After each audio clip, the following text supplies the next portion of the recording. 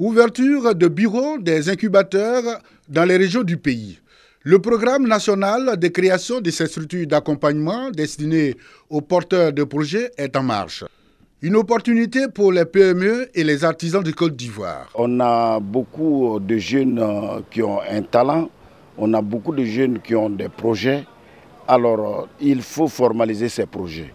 Donc, ce centre d'incubateur pourra permettre de pouvoir peaufiner et sortir un projet porteur pour ces jeunes. L'État de Côte d'Ivoire, en son temps, nous avait dit que les PME en région devaient avoir un seuil de 30% de travaux. Mais ce n'est pas le cas dans la pratique. Quand on va, très souvent, on ne les a pas. On passe par tous les moyens, on ne les a pas. C'est pour cela que nous avons soumis ce point à M. le ministre. L'incubateur a pour mission de mettre à disposition ces services indispensables au bon démarrage et au développement d'une entreprise innovante. Création d'entreprise.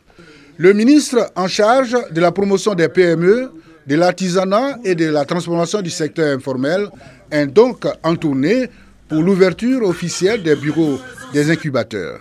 Félix Anoblé dans le Gbeke où il a procédé à l'inauguration du bureau de l'incubateur de la région de Gbeke. Le ministre Anoblé a expliqué l'importance de l'incubateur pour les PME et les artisans. Il invite les acteurs à une meilleure organisation. Quand vous êtes plusieurs dans un espace et que vous avez plusieurs différents problèmes ou les mêmes problèmes, vous apprenez à partager vos difficultés et à avancer ensemble. Donc l'incubateur a aussi donc, ce rôle-là.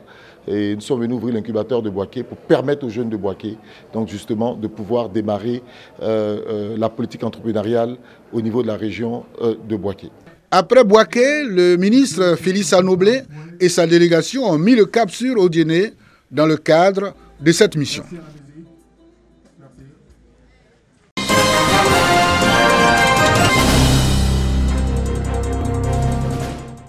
Créée en 1961, l'agence ivoirienne de presse AIP a aujourd'hui 60 ans. Les festivités marquant cet anniversaire auront lieu les 2 et 3 juin 2021 à Abidjan, dans ses locaux. Le thème choisi, l'AIP passionnément au service de l'information depuis 60 ans. Au cours de ces 2 journées, du 2 et 3 juin prochain, des panels et des journées portes ouvertes, l'agence entend ainsi renforcer ses actions, innover pour placer le métier de journaliste au cœur de l'activité de l'information, mais aussi montrer aux usagers et consommateurs de l'information la place prépondérante des agences de presse en tant qu'organe par excellence de l'information fiable, exacte et sans commentaire. Il est prévu 2 panels pendant les festivités. Le premier sur le thème « Les agences de presse à l'ère des nouveaux outils de communication et des infox ». Le second, de la dépêche à l'article de presse, quel nouveau mode de consommation de l'information. Quelques villes de l'intérieur du pays bénéficieront des festivités du 60e anniversaire de l'AIP le long de l'année.